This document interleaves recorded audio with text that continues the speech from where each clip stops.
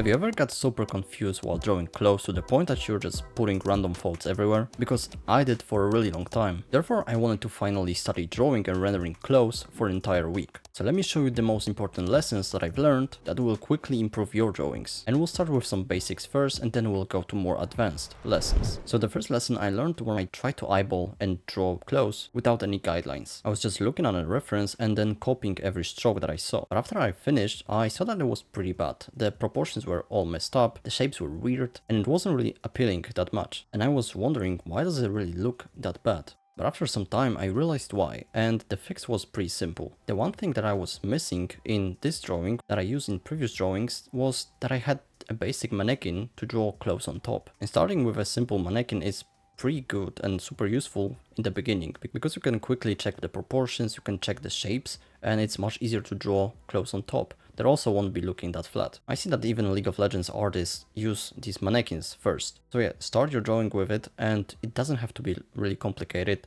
Just simple shapes will be enough. And also all my notes with tutorials will be on Patreon, but also this week there will be a more in-depth tutorial on how to draw and render clothes. Lesson number 2. Have you ever wondered why your clothes look weird even though the rendering might seem fine? When I was looking at my previous drawings, I felt that there was something missing, and the thing I learned helped me make my clothes look cleaner, have better shapes, and just overall be more appealing. And it was all because I could focus on getting good shapes and proportions first. And I learned this pretty early, and it just makes sense. So simplify clothes into basic shapes. So what I recommend is just observe the reference and try to break it down into basic shapes just by looking at it. Just observe what shape can you use for each part of the clothing. And while you're in this simplifying stage, don't add millions of details. Instead, try to get really good proportions and shapes and work from big to small. And only if you have a good foundation, then you can add some more details and folds on top. And now speaking of folds, lesson number 3. For the most of my art journey, when I was drawing characters, I didn't really know that there are many types of folds in clothes. I just tried to draw something that looks like fold, and I just copied the reference most of the time. So when I started learning about all these tension points and all the types of folds that you can actually use, I started to understand them better, and I knew where they actually spawn, and because of that I could even draw them from imagination. So lesson number 3.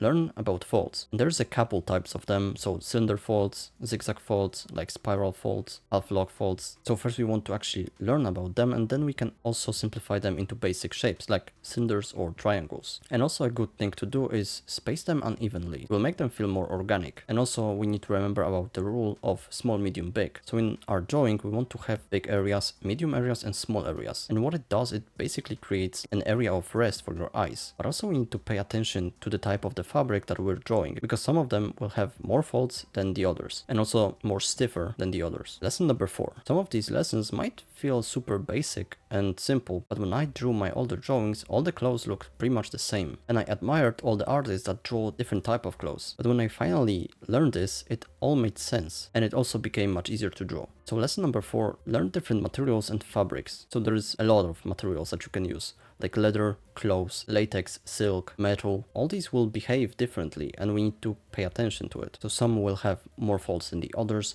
some will have more reflectivity than others, some will have harsher highlights, and some will have softer. Obviously materials like metal can have more texture and more roughness to their surface, so just take a second and think about the material that you want to draw. You can prepare even references for it. That's what I do. And lesson number 5. This lesson I learned when I was watching speed paints of League of Legends artists doing the splash arts. And I have always loved the way that they're making their illustrations. But I saw their sketches which looked very nice, and I wanted to recreate them. So in lesson number 5, I learned about line weight. And while sketching, I used to make all the lines have the same width and hardness. They looked pretty boring because of that. So I added a little bit of opacity to my brush and tried to make the outside edges of the character more thicker, and the inside ones I tried to make them more faded and softer, which added a lot of depth to them. And also in your sketches and your line art you can add ambient occlusion, which is pretty much areas where there is not much light, and you can do that with sketches. You can show that. So think about line weight, but also you can use something that is called T-lines. So basically these are lines that show overlap. So basically if you have like two objects, one in front of the other, their outlines will create these T-lines. And also you don't have to do sketches,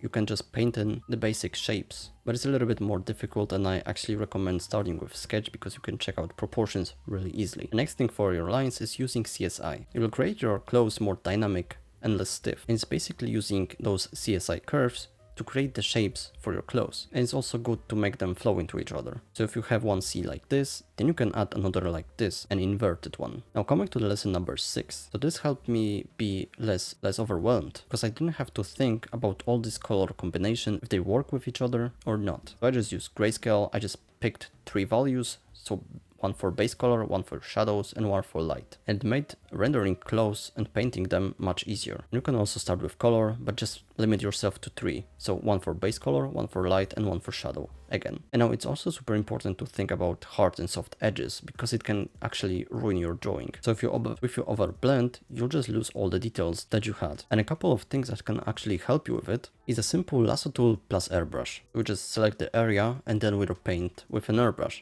will do, it will create hard and soft edges. I saw that Sakimi-chan uses this a lot. Now next one is brush plus eraser. I use this for marrow, for hair, and for folds. Basically you just lay paint and then erase it with your eraser.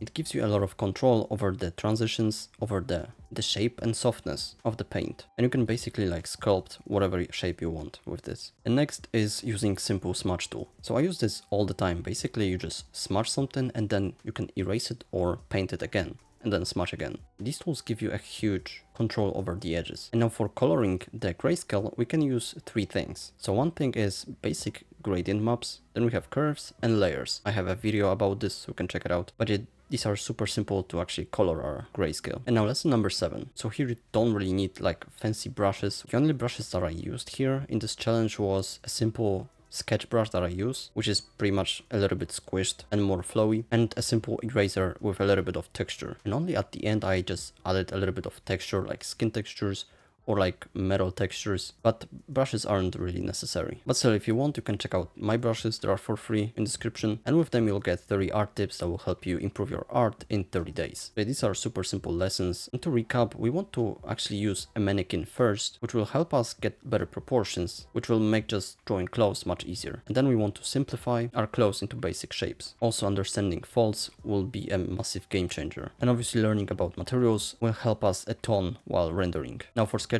the line weight is pretty important, and CSI, but also T-lines. And now for rendering, we can use a grayscale, and we also need to pay attention to the edges. And lastly, you don't need fancy brushes. A basic ones can also do the work. And now if you're struggling with drawing clothes for your character, you can check out this video here, and it will help you. So bye.